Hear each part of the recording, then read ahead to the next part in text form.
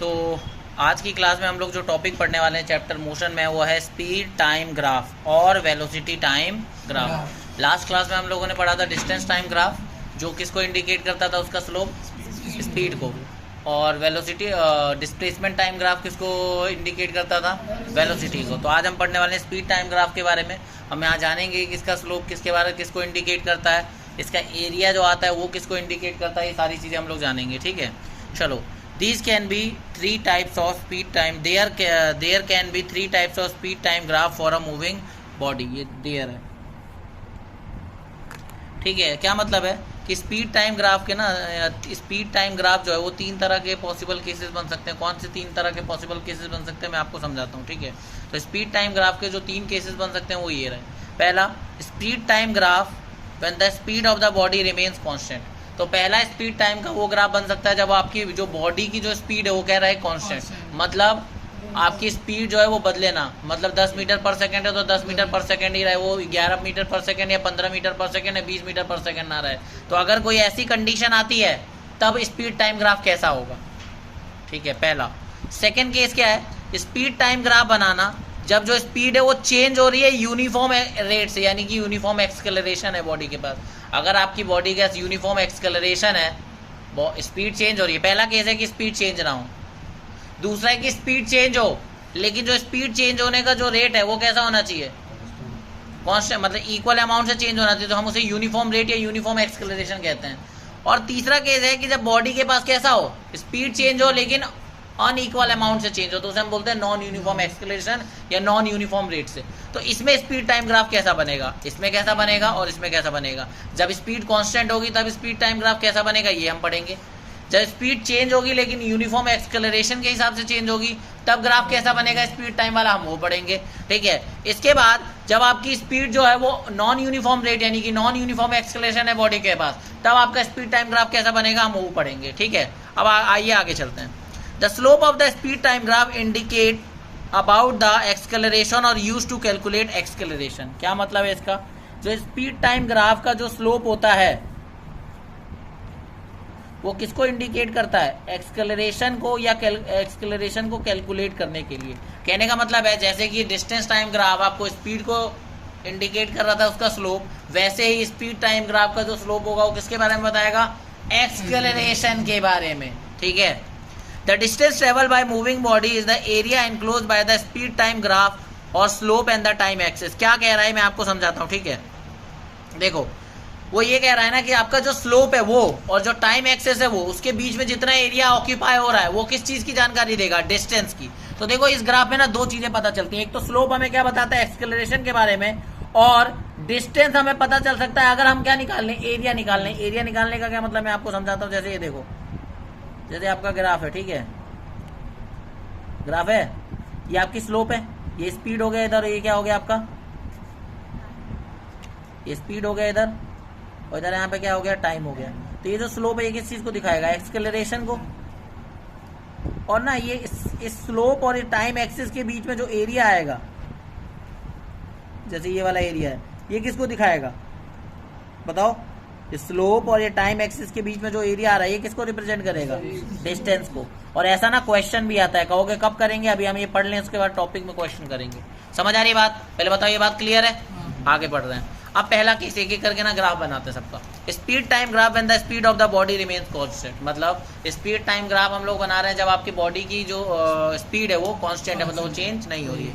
अब आप देखो कैसा बनेगा। देखो अब क्या करेंगे हम लोग, स्पीड टाइम ग्राफ है तो जाहिर सी बात है स्पीड को हम लेंगे वाई एक्सेस पे और टाइम को लेंगे हम लोग एक्स एक्सेस पे। आप उल्टा भी ले सकते हो, कोई प्रॉब्लम नहीं है, लेकिन फिर ग्राफ जो बनेगा वो अलग हो जाएगा। तो आप स्पीड को वाई एक्सेस पे लो, टाइम को एक्स एक्सेस पे लो, तो स्पीड टाइम ग्राफ कैसा बनेगा, आपकी बॉडी जब कांस्टेंट स्पीड से चल रही है तब, या यूनिफॉर्म स्पीड भी कह सकते हो। ठीक है, यूनिफॉर्म स्पीड या कांस्टेंट स्पीड से आपकी बॉडी चल रही है तब कैसा बनेगा। देखो तो आप देख रहे हो यहाँ पे ऐसे ऐसे लाइन बनी हुई है, ये ऐसे लाइन बनने का मतलब क्या है, ऐसे बनेगा ग्राफ। कैसा बनेगा, ऐसा, ये पैरेलल होगा एक्स एक्सिस से। क्यों, देखो समझो, टाइम बढ़ रहा है लेकिन स्पीड जो है वो यहाँ पर मान लो जो भी थे, मान लो 10 मीटर पर सेकंड, तो 10 मीटर पर सेकंड ही है। तो ये ग्राफ ऐसे, अगर ये ऐसे जा रहा होता तो ये दिखाता टाइम भी बढ़ रहा है तो स्पीड भी बढ़ रही है, लेकिन ये ऐसे जा रहा है तो इसका मतलब क्या है, टाइम बढ़ रहा है लेकिन जो आपका स्पीड है वो देखो ये फिक्स है, यहाँ पे वो नहीं बढ़ रहा, वो ना ऊपर जा रहा है ना अगर ऊपर नीचे जा रहा होता तो मतलब ना स्पीड चेंज होती, स्पीड चेंज नहीं हो रही है। तो इस तरीके से आपको ग्राफ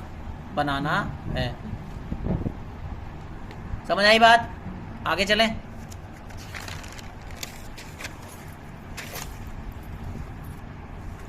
ठीक है, देखो इधर हेयर स्पीड कांस्टेंट मींस, यहाँ स्पीड कांस्टेंट है, उसका मतलब क्या है कि स्पीड जो है आपकी वो बदल नहीं रही है टाइम के हिसाब से। That is there is no acceleration. मैंने आपको ये बात पहले ही बता रखी है। एक्सकलरेशन का मतलब क्या होता है? Change in velocity per unit time. जब वेलोसिटी मतलब वेलोसिटी का मैग्नीट्यूड बदलना, तो भाई वेलोसिटी का मैग्नीट्यूड यानी स्पीड बदल ही नहीं रही है तो एक्सकलरेशन होगा नहीं होगा। तो इसका मतलब एक्सकलरेशन क्या होगी यहाँ पे? 0। So the slope of the speed time graph from body moving with a constant speed, uniform speed is a straight line parallel to the time axis। मतलब जो बॉडी की स्पीड चेंज नहीं हो रही है वो कांस्टेंट स्पीड से चल रही है तो क्या होगा? y टाइम एक्सिस के क्या होगा? वो पैरेलल होगा। ठीक है, क्योंकि टाइम बढ़ रहा है लेकिन स्पीड नहीं बढ़ रही है, ना स्पीड चेंज हो रही है ना घट रही थी स्पीड। समझ आ गई बात? चले आगे देखो। अब अगला केस है speed time graph of body when speed changes at uniform rate, uniform acceleration. मतलब क्या है कि आपकी बॉडी की अब स्पीड चेंज हो, मतलब आपकी बॉडी की स्पीड अगर बढ़ रही है या घट रही है, जो भी केस हो रहा है, लेकिन जो हो रहा है, जो चेंज आ रहा है, ये बढ़ने का जो चेंज आ रहा है ये बराबर रेट से है, इक्वल अमाउंट से है, तो इसको हम क्या बोलते हैं? Uniform escalation. ये हम लोग ऑलरेडी पढ़ चुके हैं। एक बार मैं आपको यूनिफॉर्म एक्सकलेशन दोबारा बता देता हूँ। अगर कोई बॉडी इक्वल अमाउंट से अपनी स्पीड को चेंज करती है इक्वल टाइम इंटरवल में, तो उसे मैं क्या बोलता हूँ? In a given direction in a straight line, उसे मैं क्या बोलता हूँ? Uniform acceleration. तो बस वही वाला है कि अगर बॉडी को यूनिफॉर्म एक्सकलेशन में, तो ग्राफ कैसा बनेगा? वो ग्राफ ऐसा बनेगा, स्पीड टाइम, वाई एक्सिस पे स्पीड हो गया, एक्स एक्सिस पे टाइम हो गया। और इसको प्रूव करने के लिए देखो मैं प्लॉट में आपको दिखाता हूँ। देखो जब 0 सेकंड था तो वो स्पीड कितनी थी? 0 मीटर पर सेकंड। जब टाइम 1 सेकंड हुआ, जब आपका टाइम क्या हुआ? जब आपका टाइम, ये क्या हो गया? देखो यहाँ पर क्या था? 0 से 1 सेकंड, 1 से 2 सेकंड, 2 से 3 सेकंड। ठीक है, तो जब 0 सेकंड था तो स्पीड कितनी है आपकी? 0 मीटर पर सेकंड। ये बॉडी जब 1 सेकंड का टाइम बीता तो बॉडी की स्पीड उस समय कितनी थी? 5 मीटर पर सेकंड। 2 सेकंड जब हुआ तो 10 मीटर पर सेकंड हो गई। ठीक है, जब 3 सेकंड हुआ तो कितनी हो गई? 15 मीटर पर सेकंड। अब ध्यान से देखो, पहला जो टाइम इंटरवल है 0 से लेके 1 सेकंड का कितना हुआ? 1 से लेके 2 कितना हुआ? 1 सेकंड का। और 2 से लेके 3 कितना हुआ? 1 सेकंड। अब पहले टाइम इंटरवल में देखा आप, इस 1 सेकंड की टाइम इंटरवल में 0 से लेके स्पीड कहाँ तक पहुंची है? 5 तक। यानी कि कितने का चेंज आया? 5 मीटर पर सेकंड का। तो स्पीड में चेंज आया। ठीक है, कितने अमाउंट का चेंज आया? 5 मीटर पर सेकंड का पहले टाइम इंटरवल में। अगला जो टाइम इंटरवल था उसमें देखो 5 से 10 का चेंज आया, मतलब 5 मीटर पर सेकंड का चेंज आया। फिर अगले में 10 से 15 का, यानी कि 5 मीटर पर सेकंड का आया। हर इक्वल टाइम इंटरवल में जो स्पीड का चेंज आ रहा है वो इक्वल अमाउंट से आ रहा है। पहला जब टाइम इंटरवल बीता तो उसमें चेंज 5 मीटर पर सेकंड का आया, 0 से 5 मीटर पर सेकंड की रफ्तार पे पहुंचा। 5 से 10 मीटर पर सेकंड की रफ्तार पे पहुंचा, फिर चेंज कितने का आया? 5 मीटर पर सेकंड का। जब वो 10 से 15 मीटर पर सेकंड पे पहुंचा तब भी चेंज कितने का आया? 5 मीटर पर सेकंड का। तो हर टाइम इंटरवल में जो स्पीड का जो चेंज आ रहा है वो इक्वल अमाउंट का आ रहा है, तो इसे हम क्या बोलेंगे?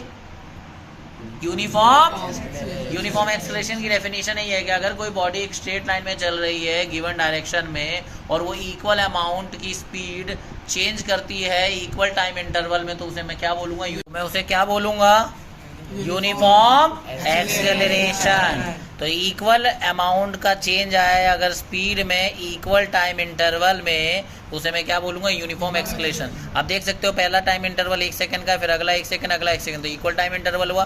5 का चेंज आ रहा है, ये भी स्पीड का चेंज भी इक्वल अमाउंट का, तो इसीलिए इसको क्या बोला जा रहा है? यूनिफॉर्म। अब ग्राफ पे इसको प्लॉट करते हैं। देखो अगर आप ग्राफ पे ध्यान से देखो तो 0 सेकंड पे 0 को प्लॉट करा, ठीक है, फिर 1 सेकंड जब हुआ तो 5 मीटर पर सेकंड को प्लॉट करा, 2 सेकंड पे कितने को करा? 10 मीटर पर सेकंड को, 3 पे कितना करा? 15 मीटर पर सेकंड को, ऐसे 4 पे कितना होता है? 20 मीटर पर सेकंड। इनको ज्वाइन करा तो ज्वाइन करने के बाद एक स्ट्रेट लाइन मिली। तो इससे हमें क्या पता चलता है? जब हम स्पीड टाइम ग्राफ बनाते हैं किसी बॉडी का यूनिफॉर्म एक्सेलरेशन में, अगर वो बॉडी है तो हमें वो जो ग्राफ का जो स्लोप होता है वो कैसा मिलेगा? स्ट्रेट। स्पीड टाइम ग्राफ है तो स्लोप किसको दिखाएगा?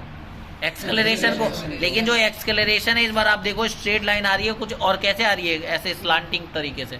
और स्लांटिंग तरीके से अगर स्ट्रेट लाइन आ रही है तो आप वहाँ तुरंत समझ जाना कि कैसा एक्सेलरेशन है वहाँ पे, अगर स्पीड टाइम ग्राफ में ऐसा हो रहा है तो slope of speed time graph represents क्या, एक्सेलरेशन। ठीक है, आगे देखो, मैं आपको कोई चीज़ दिखाने की कोशिश करता हूँ। देखो a equal to v minus u upon t होता है एक्सेलरेशन का फॉर्मूला, आप सभी जानते हो। तो a को देखो, अब मैं a निकाल रहा हूँ पहले टाइम इंटरवल के लिए। देखो 5 minus 0, final minus initial, final 5 है, इनिशियल 0 है, तो 5 माइनस 0 और टाइम कितना लगा 1 सेकंड का, तो 5 माइनस 0 1 सेकंड, तो क्या आ गया आपका एक्सेलरेशन 5 मीटर पर सेकंड आया। ठीक है, फिर देखो मैं अगले केस के लिए भी निकालता हूँ, क्या आ गया 10 माइनस 5, फाइनल माइनस इनिशियल, और 2 में से 1 गया तो कितना बचा 1, तो क्या आ गया आपका एक्सेलरेशन फिर से 5 आ गया। तो आप देख सकते हो जो एक्सेलरेशन जो आ रहा है, जो चेंज आ रहा है वो आपका इक्वल अमाउंट का आ रहा है, तो एक्सेलरेशन भी आपका 5 ही आ रहा है। तो इसका मतलब एक्सेलरेशन आपकी जो आ रही है, देखो यूनिफॉर्म एक्सेलरेशन मतलब एक्सेलरेशन चेंज नहीं हो रहा है, एक्सेलरेशन वही है, वेलोसिटी चेंज हो रही है इक्वल अमाउंट से, तो आपका एक्सेलरेशन 5 आ रहा है। ठीक है, तो आपका हर टाइम इंटरवल में जो एक्सेलरेशन आएगा वो भी क्या होगा, सेम होगा। ठीक है, तो the slope for uniform motion in speed time graph is straight line. ये मैं आपको बता चुका हूँ कि यूनिफॉर्म एक्सेलरेशन वाली बॉडी का जो स्पीड टाइम ग्राफ होगा वो क्या होगा, स्ट्रेट लाइन होगा। ठीक है, नेक्स्ट पार्ट।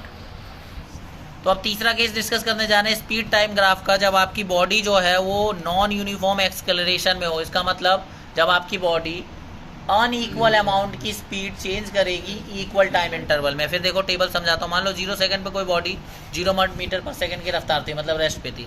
जब 1 सेकंड हुआ तो उसकी स्पीड कितनी हो गई, 5 मीटर पर सेकंड। 2 सेकंड पे जब स्पीड रिकॉर्ड करी तो देखा कि 15 मीटर पर सेकंड की है। 3 सेकंड पे देखी तो 30 मीटर पर सेकंड की। आपको देखो 0 से लेके 1 सेकंड तक का जो टाइम इंटरवल है, जो कि 1 सेकंड है, उसमें कितने का चेंज आया, 0 से लेके 5 मीटर पर सेकंड का। 1 से लेके 2 सेकंड का जो आया है वो 5 से लेके 15 में कितना है, 10 मीटर पर सेकंड का।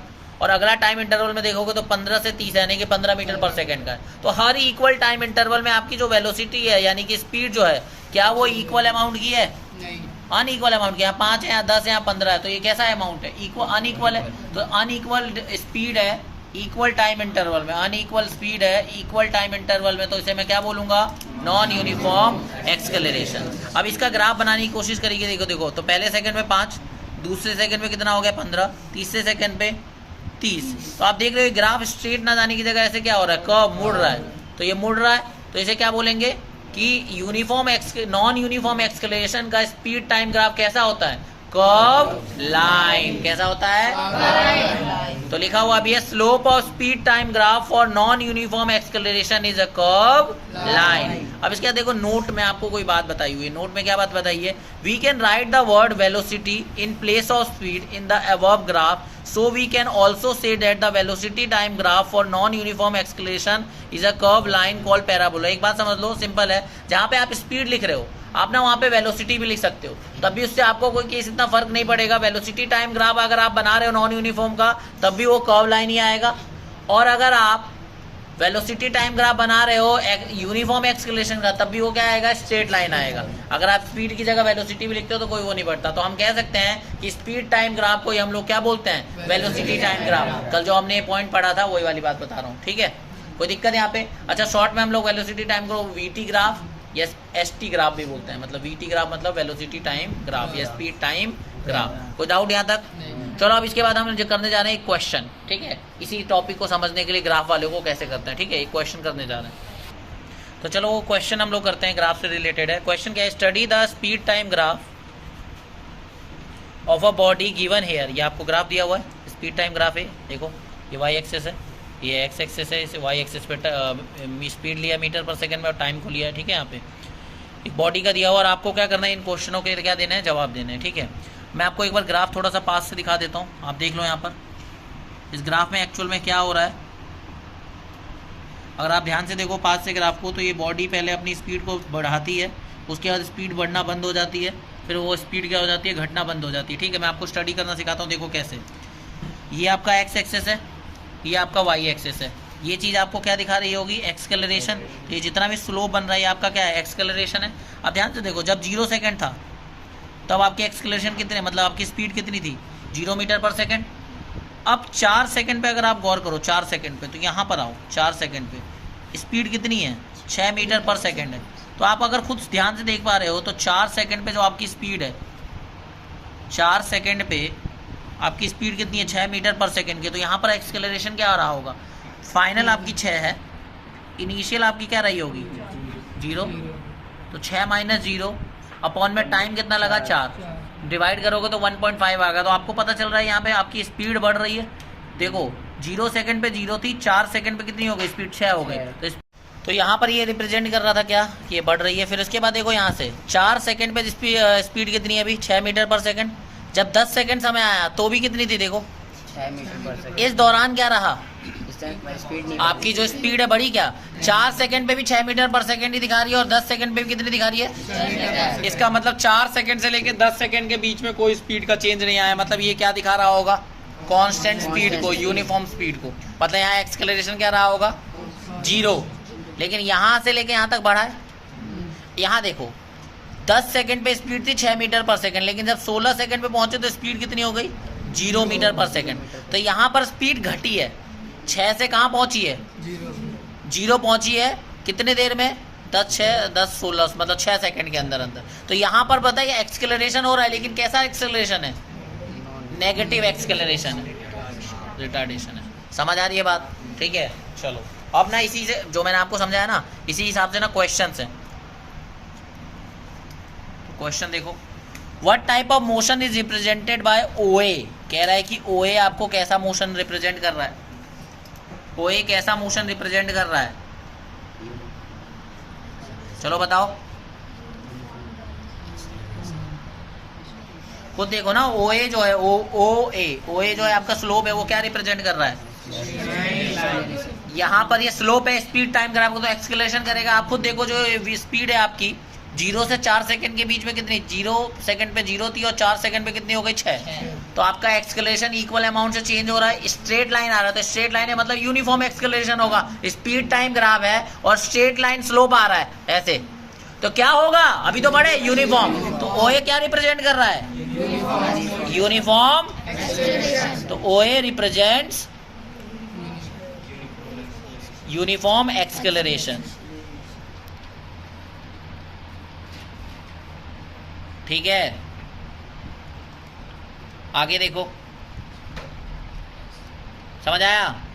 बी को देखो, बी को अगर आप बी वाला क्वेश्चन देखो, what type of motion represented by A B. A B क्या मोशन रिप्रेजेंट कर रहा है, तो आप एक बात दिखाओ, ए को अगर देखो 4 सेकंड पे स्पीड थी 6 मीटर पर सेकंड, 10 सेकंड पे भी 6 थी, मतलब स्पीड में कोई चेंज नहीं आया। तो इसका मतलब ये क्या है, तो क्या रिप्रेजेंट कर रहा है A B, A B represents uniform speed या कांस्टेंट स्पीड। आई बात समझ, कांस्टेंट और